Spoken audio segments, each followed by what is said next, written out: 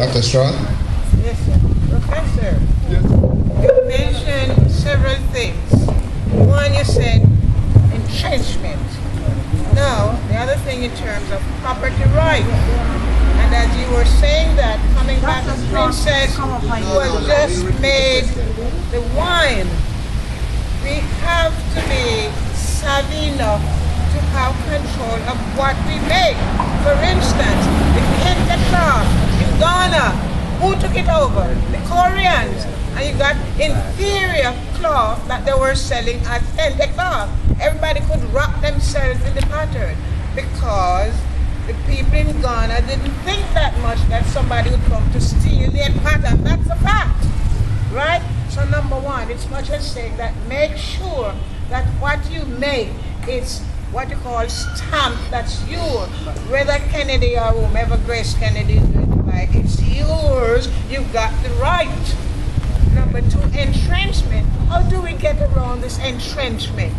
You see, there's a lot of confusion. I'm sorry because I could give away myself, but I've traveled a lot and I've lived in Africa and I've served as professorship, full professor and a visiting professor. And I know just what you're saying when you talk about our mentality.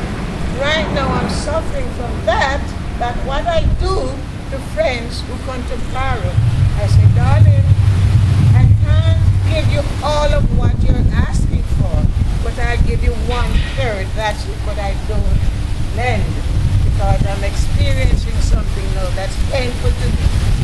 After loaning and giving, and this person say, you have any more, but enough is enough. Enough is enough. But as Stephen has been saying, looking back at what Mr. Garvey has written, I think we have a blueprint.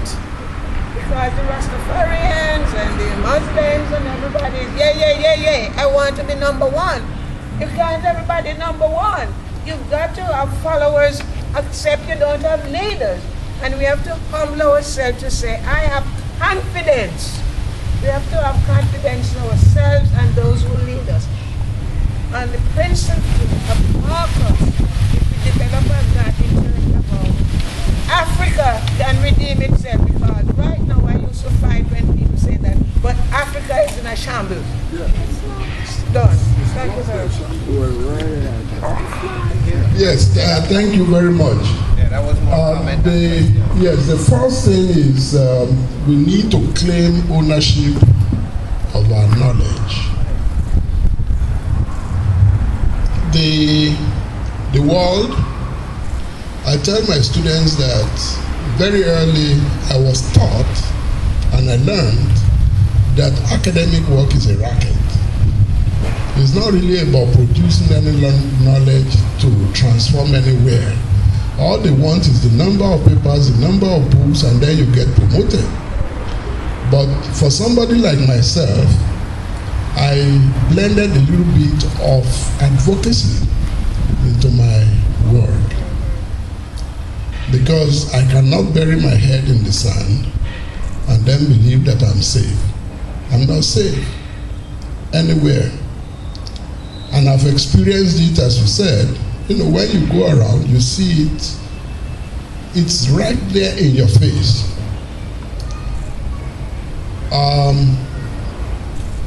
So, simply, we should encourage ourselves to claim ownership, to register, to patent, to have the copyright for whatever little thing we do. You know, what you are doing there is great. And the music by my sister there, you know, wonderful. I was thinking that when we have the Africa World Documentary Film Festival later in October, if I'm able to reach you through my big chief here, we have to bring you as part of our, you know, and we have to serve your wine. We are not, usually what I do is serve wines from South Africa, because, you know, and when I go to the shop, I make sure I buy wine either made locally around here, or it has to be South African or some other place that I can associate with. Because where my money goes is where my life will be blessed. Okay? So that copyright is very, very critical. The other big issue that you have mentioned, Africa is in shambles. It's a terrible mess. My book, what I call Narratives of Struggle, was where I did the analysis.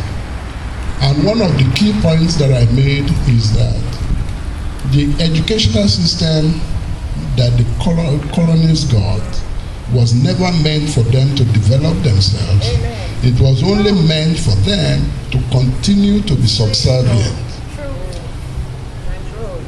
The divisions in Africa is horrible. Even, within local areas. It's the same kind of thing. Look at the population of Jamaica, 98 or 99% black.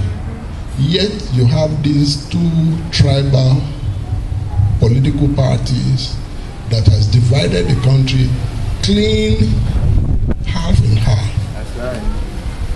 And I don't know, it's different, if as a Yoruba man, I don't understand the thinking of a Hausa man, I can have a basis for suspicion. But that doesn't mean that he's not a human being. The needs that I have are the needs that he has. The fears that I have are the fears that he has.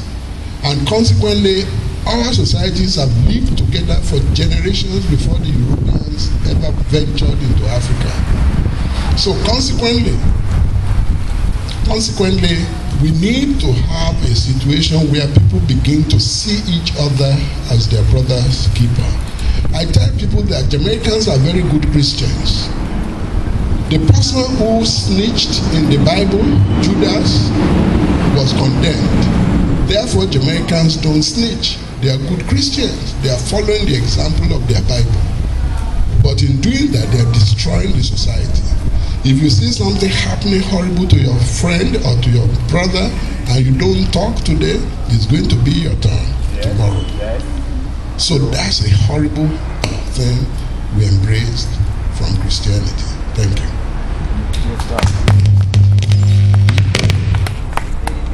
Brother Tunde, I have something that you said. How are we going to get the diaspora communicating with motherland Africa?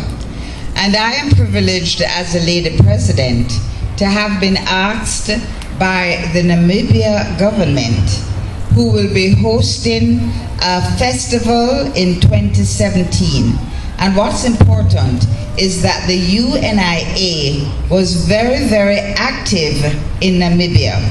And they would now like to have fellowship, partnership, collaboration, whatever it is, with us here in Jamaica, for us to almost lead the way for this to happen. So I would like to have dialogue with you as an African, for you to get to understand more about this festival. It's called the African Diaspora Global Festival of Arts and Culture. So, yes, it's going to be in Namibia, and I'd like to take Princess and her wine and Asher and so many more of our culture and our arts. But I have a question for you, and it's a very, very serious question, and I want a serious answer. You've been here 24 years, you say. I was taken by the scruff of my neck when I was a young girl in lower 6 at a school in Kingston to join the Walter Rodney March. I don't know if you've heard of that. I was influenced that to this blessed day, I still wear my hair natural. Unfortunately, Brother Tunde it is, Professor Tunde, the very people who took me by the scruff of my neck are now the leaders of the country. And I have watched the transformation of these men who were Rastafarians, who were African, who were Marxists, that's right, who wore clothes that looked like we call them the dashiki, you remember that? And Professor Tunde, I have seen where these men have morphed into being black, white men. To my mind, this is the problem of Jamaica and Africa. They have taken the white man's education and it has turned them into fools. As a result of that, we are now suffering because they are neither fish nor fowl. How are we going to get Africa out of this mess? How are we going to get Jamaica out of this mess if we cannot convince these so-called leaders that Marcus Messiah Garvey is the answer? He had the blueprint that they copied, but they have lost their way. How can we get them to get back on track? Can you help us, please?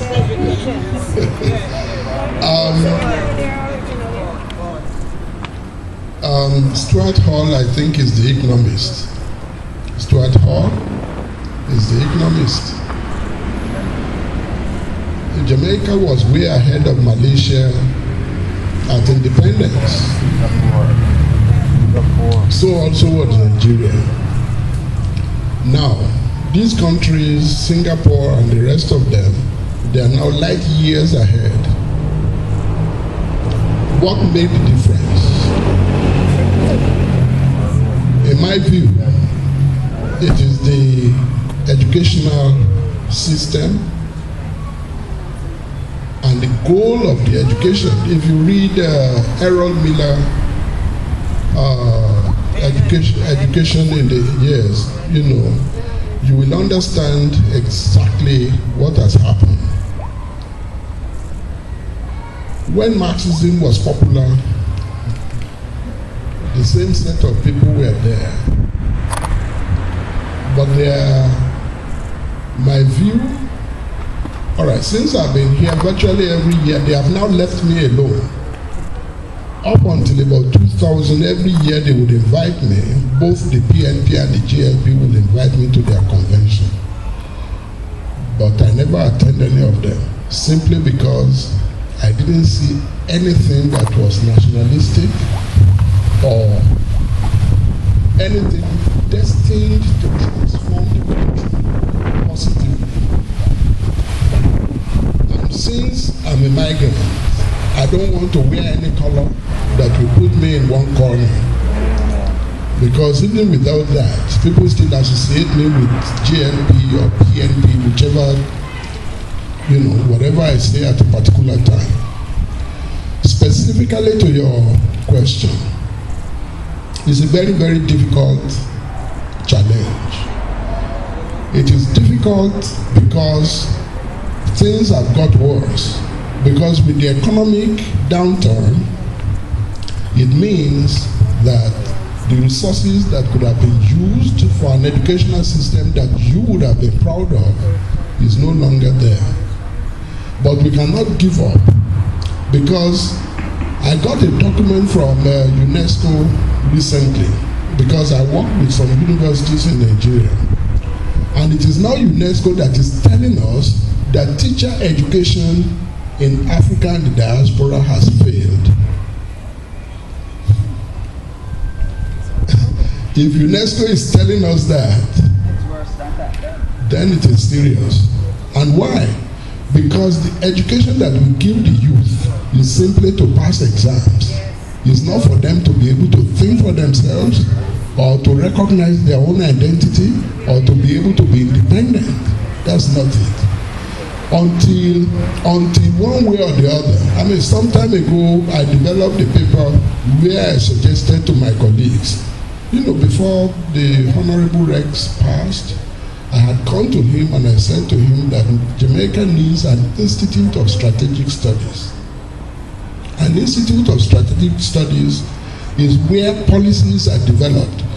When George Bush came to power, many people didn't know that the people who surrounded him were those who were the people developing the American millennium to work out the details of how America is going to continue to dominate the world. So I said, if we have an Institute of Strategic Studies, definitely we will be able to bring our politicians together for a workshop to ask them exactly what is important in the life of a human being or of a society. Is it the number of cars that you have or houses that you have, or the titles that you have, or the legacies that you leave behind?